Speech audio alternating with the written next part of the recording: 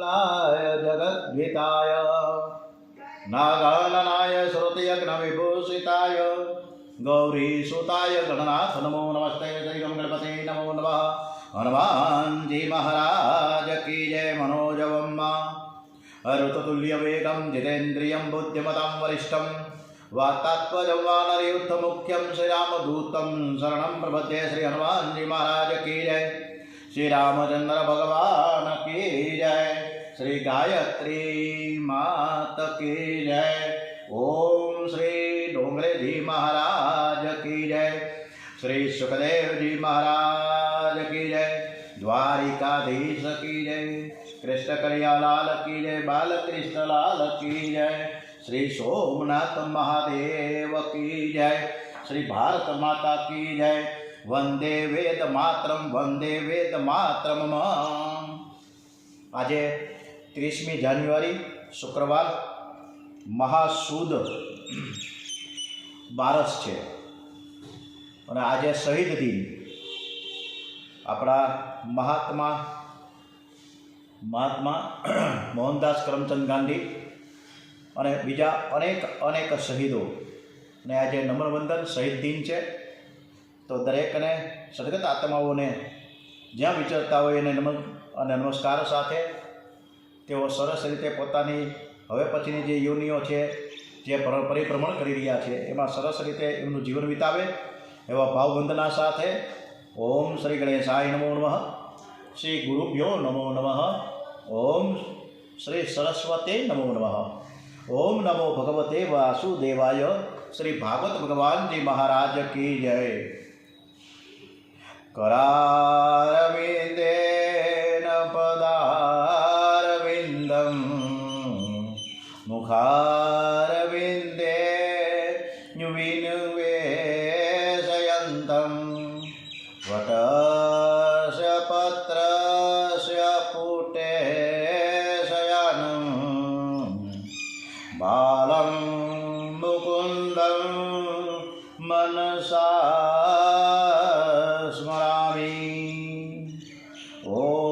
श्री कृष्ण परमात्मने नमो नमः। ओम हरिये नमो नमः। सच्चिदानंद स्वरूप प्रभु परमात्मने नमन। सच्चिदानंद रूपाय विश्वोत्पत्ताहि देहेतवे तापत्रय विनाशाय श्री कृष्णाय वयं नमः। ओम श्री डोंगरे जी महाराज सुखदेव जी महाराज ना चरणों में वंदन साथे ओम नमो भगवते वासुदेवाय। भागवत આપણે શરૂઆત કરવા જઈએ છીએ ભાગવતના માહિતમથી। આપણે અગાઉ ઘણી વખત કથાનું વાંચન થઈ ગયું। આજે 30મી જાન્યુઆરીથી ફરીથી આ જ કથા શરૂ થાય છે। યુટ્યુબમાં પણ મૂકવામાં આવશે ભાગ નંબર 1થી। એટલે જેણે ફરી કથા સાંભળી હોય તો એ યુટ્યુબમાં મહેશ જોશી કથા પછી ભાગ નંબર અને તારીખ લખેલી જશે એ મુજબ તમે કથા સાંભળી શકશો। આજની કથા આપણે શ્રી કૃષ્ણ પરમાત્માને સરસ રીતે સંભળાવીએ એવા ભાવ સાથે।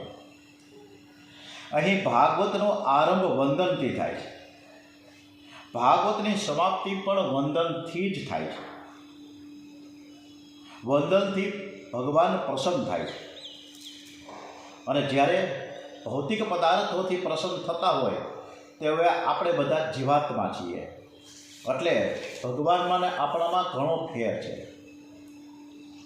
માનવની બુદ્ધિ શક્તિ કાંઈ કામ આવતી નથી ગમે તેટલો બુદ્ધિશાળી હોય। પરમાત્માની શક્તિથી જ સફળતા મળે છે। એટલે જ આપણે કથા પૂરી થાય પછી 56 ભોગનું થેન્ક યુ કહીએ છીએ, આભારની લાગણી વ્યક્ત કરીએ છીએ પ્રભુને। દૂધમાં માખણ છે છતાં તે આપણને પ્રથમ દેખાઈ આવતું નથી, પરંતુ એને દહીં બનાવવાનું, છાશ બનાવવાની, મંથન કરવું, માખણ આવે પછી દેખાય। એમ જીવે પણ આપણા મનનું મનોમંથન કરવું જોઈએ અને એ આનંદ પ્રગટ કરવાનો છે। જેમ દૂધમાં માખણ છે છતાં અનુભવ થતો નથી, આવું જ કંઈક પરમાત્માનું છે। પરમાત્મા સર્વત્ર છે, અત્ર છે, તત્ર છે ને સર્વત્ર છે, પણ તેનો અનુભવ થતો નથી। ખરેખર આ જીવ આપણે બધા જ મનુષ્ય પરમાત્માને ઓળખવાનો સહેજે પણ પ્રયત્ન કરતા નથી, જેથી આપણને જે ખરો આનંદ મળવો જોઈએ એ મળતો નથી. માનવ શરીરમાં જે પરમાત્માના દર્શન કરે છે એને શાંતિ મળે છે, એના આનંદ મળે છે. આ જગત, આપણે બધા એમ કહે છે કે જગત બગડ્યું છે, પણ જગત બગડ્યું નથી, પરંતુ આપણું મન બગડ્યું છે. શ્રી કૃષ્ણ પરિપૂર્ણ જ્ઞાની છે. શ્રી કૃષ્ણ ભગવાનને 16,000 રાણીઓ સાથે વાત કરતા એ જ જ્ઞાન મળે. દ્વારિકા આદિનો નાશ થાય ત્યારે પણ એ જ જ્ઞાન થાય, એ જ જ્ઞાન હોય. સર્વનો નાશ થાય તો પણ શ્રી કૃષ્ણના આનંદનો ક્યારેય નાશ થતો નથી, કારણ શ્રી કૃષ્ણ પોતે જ આનંદમય છે. એટલે પ્રભુ પરમાત્માને વારંવાર આપણે નમન વંદન કરવું જોઈએ. ભાગવતના પ્રધાન વક્તા આદિ નારાયણ પરમાત્મા છે. સૃષ્ટિના આરંભમાં પરમાત્માએ આ કથા બ્રહ્માજીને સંભળાવી હતી. બ્રહ્માજીએ આ જ કથા નારદજીને સંભળાવી, અને નારદજીએ એ જ કથા મહર્ષિ વ્યાસને સંભળાવી. વ્યાસજીએ આ જ કથા સુખદેવજીને સંભળાવી, અને સુખદેવજીએ આ જ કથા રાજા પરીક્ષિતને કહ્યું. અને પછીની આ કથાઓ ઉત્તરોત્તર ઘણા બધા વક્તાઓ આવ્યા, કથાકારો આવ્યા. એમાં અત્યારના કડીકાળમાં આપણા ડોંગરેજી મહારાજ, શ્રી રામચંદ્ર ડોંગરેજી મહારાજ, એ આપણા માટે આપણા ગુરુદેવ, કે જેણે સહજ શૈલીમાં એક કરુણ સ્વરે અને કોઈ પણ જાતની અપેક્ષા રાખ્યા વગર કથા દેશ વિદેશમાં કહ્યું. વેદ ત્યાગ કરવાનું કહે છે, શાસ્ત્ર બધું છોડવાનું કહે છે. શાસ્ત્ર કહે છે ક્રોધ છોડો, લોભ છોડો, કામ છોડો, પરંતુ આપણે કાંઈ છોડી શકવાના નથી. કેટલાક તો કથામાં આવે તો પણ પાન, માવા, સિગારેટ, તમાકુ, ગુટકા લઈને જ આવે છે. આપણે આવી સાધારણ વસ્તુ છોડી શકતા નથી, અને પછી આપણે એને કહીએ કે મોહ છોડ, લોભ છોડ, કામ છોડ, કેવી રીતે છોડશે? મનુષ્યને કાંઈ છોડવું નથી.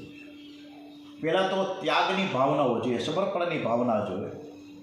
તેરા તુજકો અર્પણ, એ ભાવના હોય તો થાય. ડોંગરેજી મહારાજ એવું કહે છે કે તમે એમ માનો છો કે ભક્તિ મંદિરમાં જ થાય? અરે ભાઈ, ડોંગરેજી મહારાજ તો ત્યાં સુધી કહે છે તમે જ્યાં બેસો ત્યાં ભક્તિ થઈ શકે છે. એના માટે કોઈ દેશ, કોઈ ધરતી, કોઈ ભૂમિ, કોઈ સમય, કોઈ તારીખ, કોઈ વાર કે કોઈ કાળ, કોઈ જરૂર નથી. ભક્તિ 24 કલાક કરવાની છે. આ શ્રીમદ ભાગવત એ છે એ મનુષ્યને નિર્ભય બનાવે છે. નિર્ભયતા પરમાત્માનો આશ્રય કરવાથી પ્રાપ્ત થાય છે, અને ભીતિ વગર પ્રીતિ થતી નથી. કંઈક આપણે બીક લાગે, કાંઈક સમસ્યા હોય, કાંઈક પ્રશ્ન હોય તો ભગવાનને આપણે યાદ કરીએ. જો સુખીને સુખી રહીએ તો ભગવાનને યાદ જ ન કરીએ. એટલે જ કુંતી માતાએ એમના ભત્રીજા પાસે શું માગ્યું હતું કે મને કાયમ ને કાયમ વિપત્તિ આવ્યા કરે. ત્યારે ભગવાને કીધું કે વિપત્તિનો હવે સમય ગયો તમારો, હવે તો સુખના દિવસો આવ્યા, તો તમે વિપત્તિ શું કામ માંગો છો?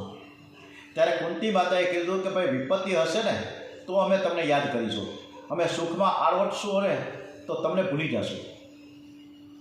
અહીં એકલા કૃષ્ણને નહીં પણ શ્રી કૃષ્ણને વંદન કર્યું છે, ખાલી કૃષ્ણ નહીં, શ્રી કૃષ્ણ. કારણ કે શ્રીનો અર્થ છે રાધાજી. જગતનો આધાર કૃષ્ણ અને કૃષ્ણનો આધાર રાધા છે. શ્રી રાધાજીની કૃપા વિના આ જીવ શ્રી કૃષ્ણ પાસે ન જઈ શકે. માયા કોઈને છોડતી નથી, પણ રાધાજીનો જે કીર્તન કરે છે, રાધે રાધે રાધે રાધે, રાધાજીના જે નામ, અત્યારે પ્રેમાનંદજી મહારાજનો સતત ને એક જ રટણ હોય છે કે રાધે રાધે, અને સતત એના સાક્ષાત્કાર હોય છે. તો રાધાજીના નામનો જપ કરો, તને માયા ત્રાસ નહીં આપે. શ્રી રાધાજી જીવનો બ્રહ્મ સંબંધ કરાવે છે. આથી વૃંદાવનના સાધુઓ આખો દિવસ શ્રી રાધે, હમણાં હું વૃંદાવન ગયો હતો ત્યારે પણ રિક્ષાવાળા હોય કે નાનો માણસ હોય, રાધે રાધે, પાછા એમ કે રાધે રાધે પ્રભુજી, એ રાધે રાધે પ્રભુજી એમ કે. કેવો મીઠાશ ભર્યા શબ્દો. એક એક રાતમાં જય શ્રી કૃષ્ણ નહીં પણ રાધે રાધે હોય. નેમી સારણ્યમાં બ્રહ્મસત્રનો આરંભ થયો છે. આ બ્રહ્મસત્રમાં 88,000 ઋષિમુનિઓ એકઠા થયા છે અને એ વખતે ભગવત ભક્તિ અને તત્વ ચિંતનની વાર્તાઓ ચાલુ થઈ. ત્યારે એકદમ સરસ મજાનો એક સત્સંગ થયો છે. સત્સંગ છે ને, આજના વિચાર મંથનમાં મૂક્યો છે, સત્સંગ છે એ દુર્લભ છે. એમને કોઈને સત્સંગ થતો નથી. કોઈ સારા માણસોને પાસે બેસી જઈને એની સાથે વાર્તાલાપ કરવો એ સત્સંગ છે. આજે આપણે સવારના 8:15 વાગ્યાથી 9:30 વાગ્યા સુધી આ કથાઓ કરીએ છીએ, એક પ્રકારનો જ સત્સંગ છે. કોઈની પાસે ક્યાં ટાઈમ છે સત્સંગ કરવાનો? ગપ્પા મારવાનો ટાઈમ છે, પિક્ચર જોવાનો ટાઈમ છે, નાટક જોવાનો ટાઈમ છે, મોબાઈલ જોવાનો ટાઈમ છે, ટીવી જોવાનો ટાઈમ છે. પણ આપણે બધાની પાસે સત્સંગ કરવા માટેનો ટાઈમ નથી. નેમિ સારણ્યમાં બ્રહ્મસત્રનો આરંભ થયો ત્યારે એના વ્યાખ્યાતા સુતજીએ શૌનકાદિક મુનિઓને કહ્યું છે,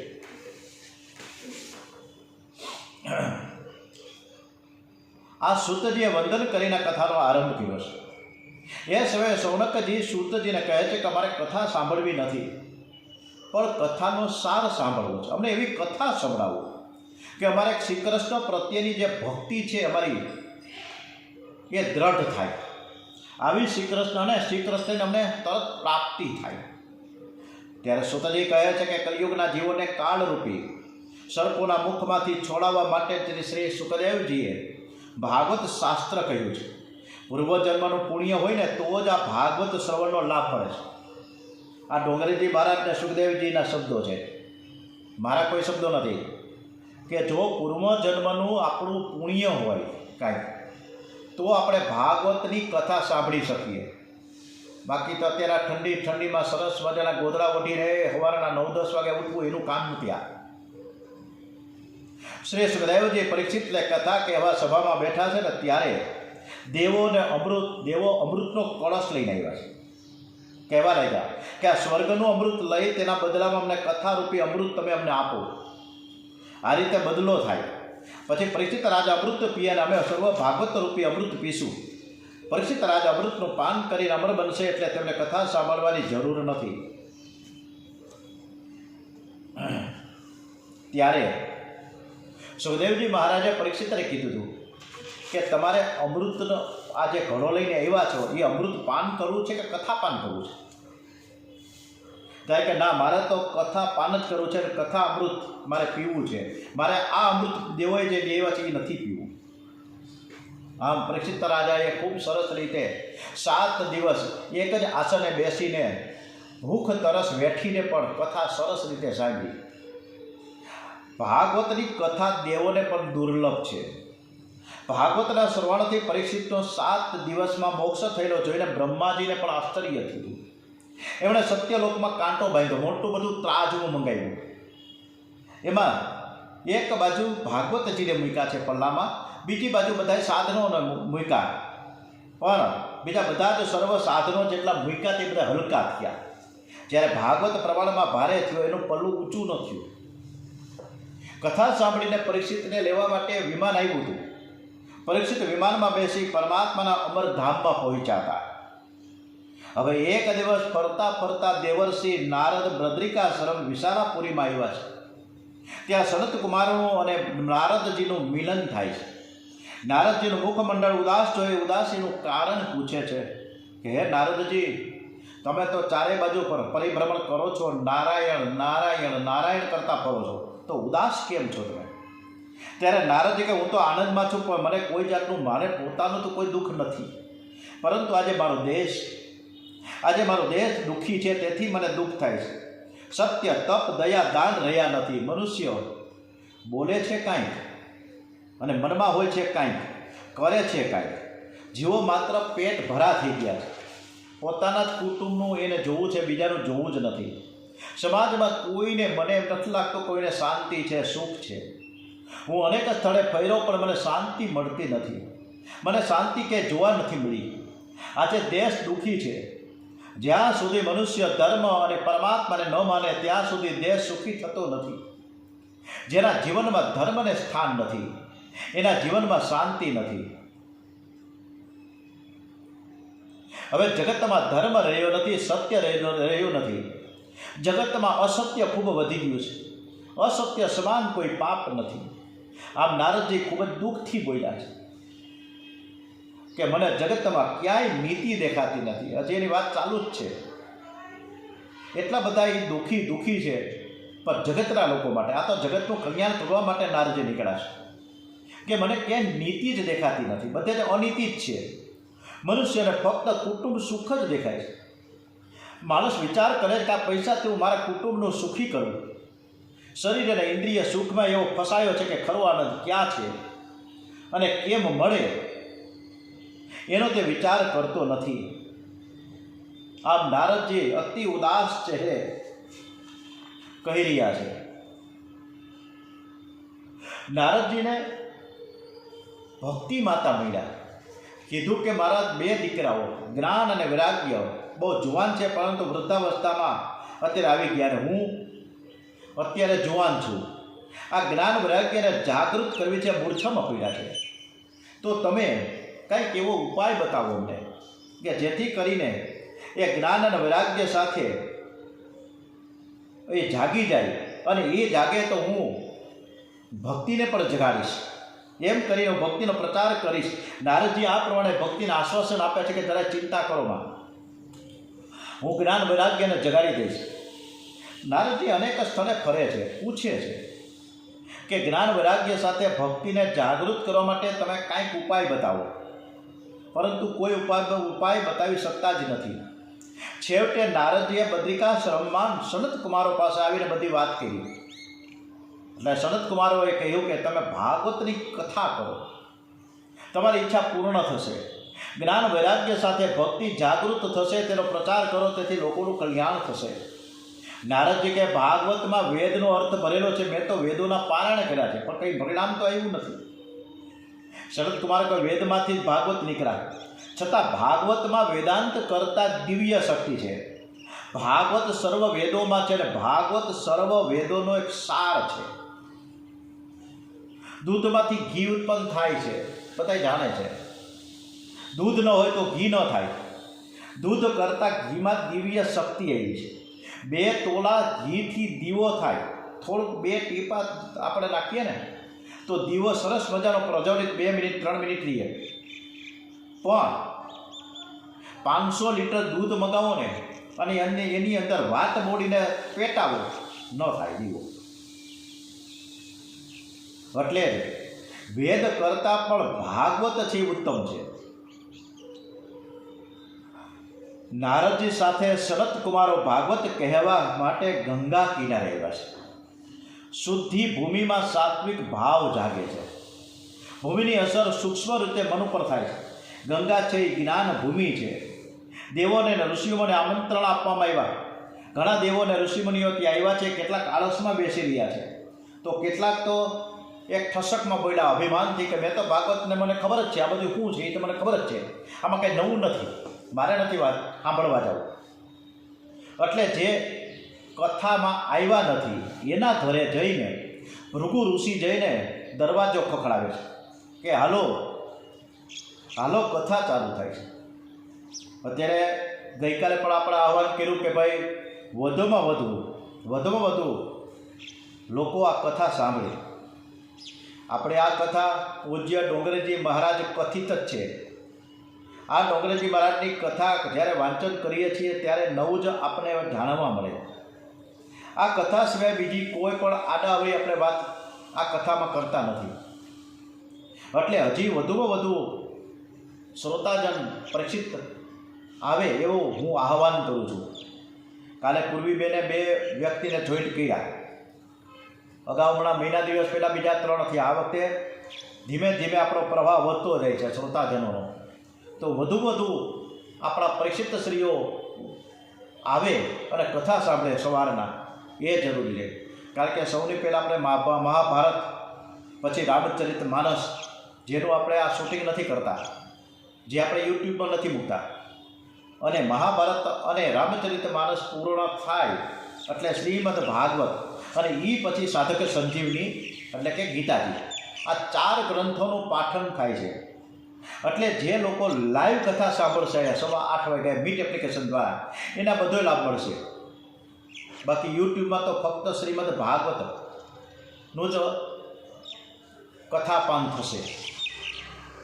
એક એકના ઘેર ભૃગુ ઋષિ જાય છે કે તમે આવો કથા સાંભળવા. સનત કુમારો વક્તાઓ તરીકે આસન ઉપર બેઠા છે. દેવો ઋષિઓ મુનિઓ કથામાં આવ્યા, બિરાજમાન થયા છે. નારદજી પણ શ્રોતા થઈને આવ્યા છે અને કથાનો આરંભ કર્યો છે.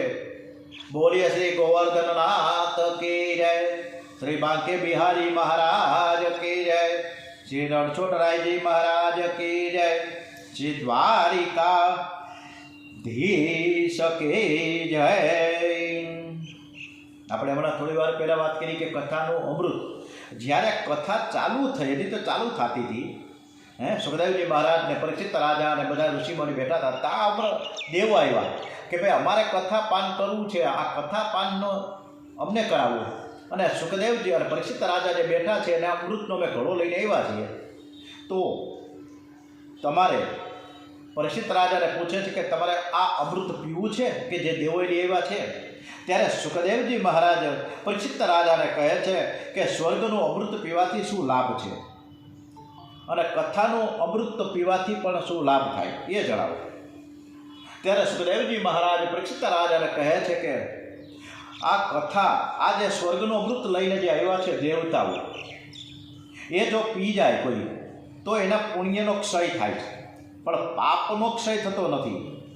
જ્યારે કથાના અમૃતથી પાપનો ક્ષય થાય છે, એનાથી ભોગ વાસનાનો વિનાશ થાય છે.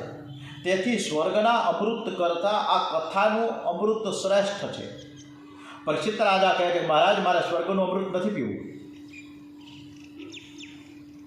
મારે તો કથાનું અમૃત જ પીવું છે. 7 દિવસમાં જ્ઞાન વૈરાગ્યને જાગૃત કરી ભક્તિરસ ઉત્પન્ન કરનારી આ કથા છે. આપણામાં જ્ઞાન અને વૈરાગ્ય તો છે પણ સુષુપ્ત અવસ્થામાં છે, એને જાગૃત કરવાના છે. ભાગવત સિવાય એવો કોઈ બીજો ગ્રંથ નથી જે 7 દિવસની અંદર મુક્તિ અપાવી શકે. ભાગવતમાં વ્યવહારનો બોધ આપવામાં આવ્યો છે. ભાગવત એ માખણ છે.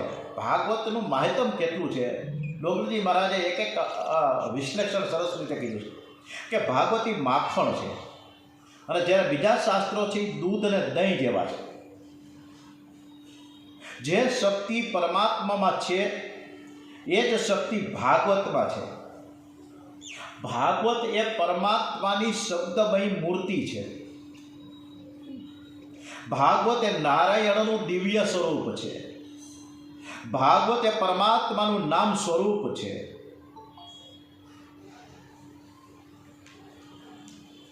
મનમાં અનેક જન્મોના મેલ ભર્યા છે. મનને શુદ્ધ કરવા માટે નામ સેવાની જરૂર છે. મન શુદ્ધ કરે છે ભાગવત. કળિયુગમાં નામ સેવા મુખ્ય છે. નામ એ જ બ્રહ્મ છે, નામ એ જ પરમાત્મા છે. નામ એ પરમાત્મા કરતાં પણ શ્રેષ્ઠ છે. પરમાત્મા દેખાતા નથી, જે દેખાતા નથી એની સાથે પ્રીતિ કરવી અઘરી છે. નામ સ્વરૂપ સ્પષ્ટ દેખાય છે. રામ રામ રામ રામ રામ લખો તો આનંદ આવે. ઓમ નમઃ શિવાય, જય સ્વામિનારાયણ. શ્રીનાથજી તો જેમના પ્રત્યક્ષ દર્શન થયા હોય, આપણે સામે જ આપણા નામ છે એ સામે જ છે, તો એને આપણે એ પકડી રાખો, એ નામને પકડી રાખો. રામચંદ્રજીએ જોયું કે આ બધા વાનર સેના છે એ મારા નામના લખીને પથરાઓ સમુદ્રમાં નાખે છે અને સમુદ્રમાં તરે છે.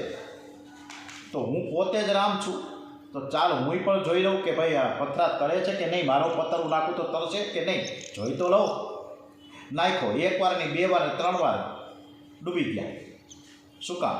કે રામચંદ્રજી એ પથ્થરને તળછોડે છે, જેને તળછોડે છે પ્રભુ એ ડૂબી જાય. એટલે આપણે ભગવાનની સાથે તાદાત્મ્ય કેળવવાનું છે, એક રૂપતા લાવવી છે, તન્મયતા લાવવી છે. ભાગવત પરમાત્માની સાથે પ્રેમ કરવાનું કહે છે. મનુષ્ય પત્ની, પુત્ર, ધન, ભોજન બધામાં પ્રેમ કરી શકે છે. એમાં મોબાઈલ તો હવે 5 મિનિટ પણ અગાઉ પાછો થાય તો આપણે આખું વ્યાકુળ થઈ જાય કે મારો મોબાઈલ ક્યાં ગયો.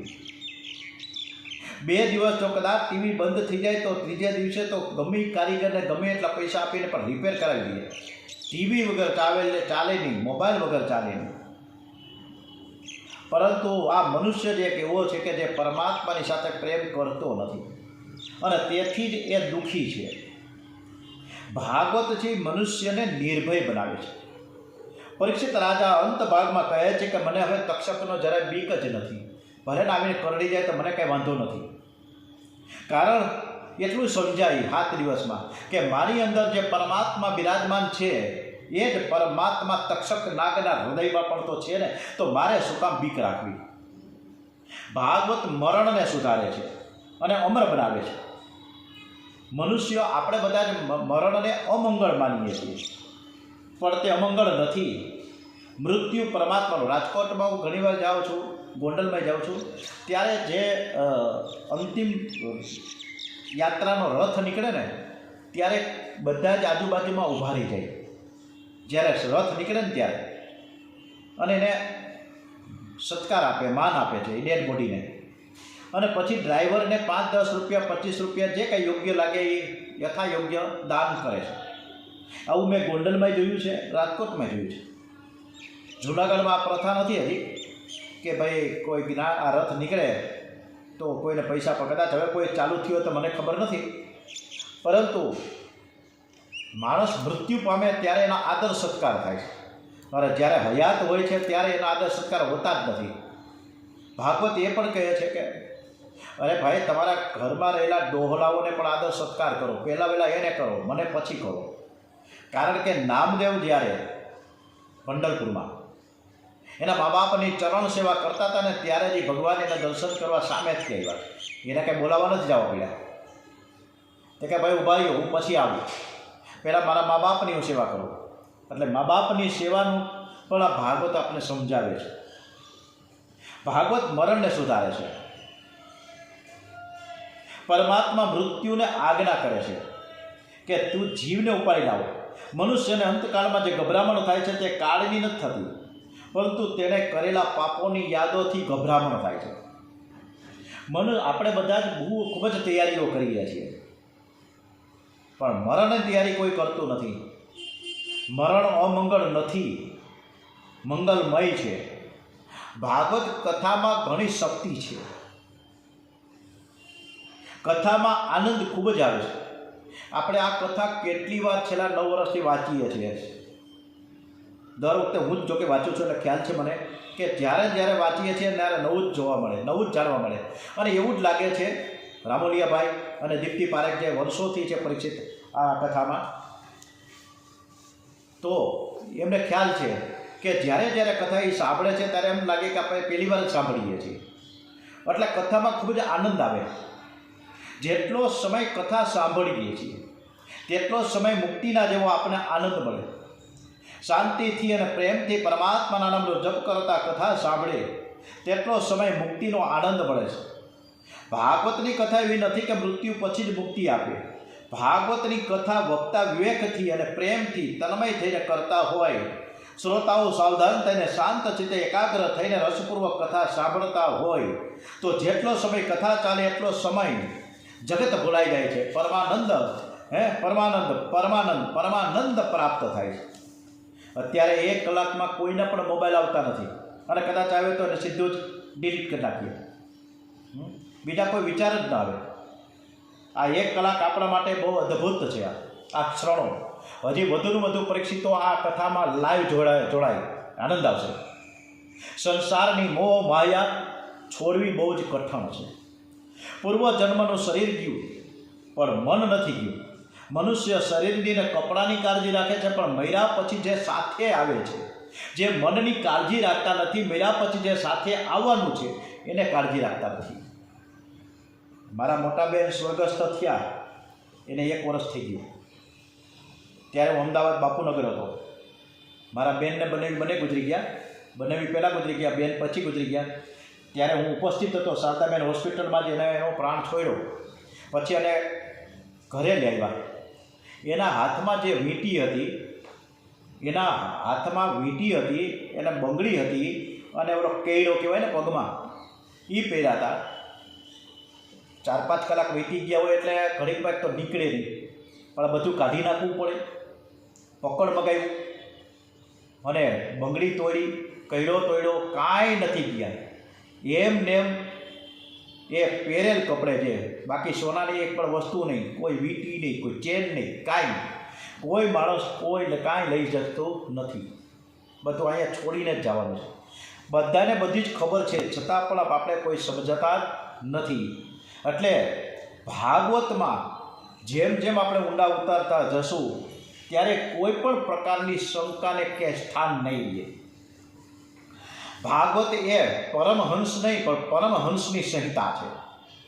ભાગવત એક જ્ઞાન યજ્ઞ છે અને આપણો જ્ઞાન યજ્ઞ સતત ચાલુ છે. ભાગવત અનુપમ ઔષધિ છે. ઔષધિ ઉત્તમ હોય પણ એની સાથે જો પરેજી ન લેવાય તો ઔષધિનો ગુણ કેવી રીતે દેખાય. એવી જ રીતે આપણે ભાગવતની કથા શ્રવણ કરીએ પણ કથાના નિયમો ન પાડીએ તો એની સફળતા પૂરી મળતી નથી. હવે આવતીકાલે વ્યાસજીએ ભાગવતની રચના કેવી રીતે કરી એ કથા સરળ તરફ આપણે ખૂબ સરસ રીતે આગળ વધીશું. ઓમ શ્રી કૃષ્ણ કનૈયાલાલ કી જય, શ્રી બાલકૃષ્ણલાલ કી જય, ડોંગરેજી મહારાજ કી જય, ગમ ગણપતે નમો નમઃ, હનુમાનજી મહારાજ કી જય, શ્રી સોમનાથ મહાદેવ કી જય, ભારત માતા કી જય. હરે કૃષ્ણ હરે કૃષ્ણ હરે કૃષ્ણ કૃષ્ણ કૃષ્ણ હરે હરે. ઓમ નમો ભગવતે વાસુદેવાય. શ્રી ભાગવત ભગવાનજી મહારાજ કી જય. ઓમ નમઃ પાર્વતી પતે. હર હર મહાદેવ હર.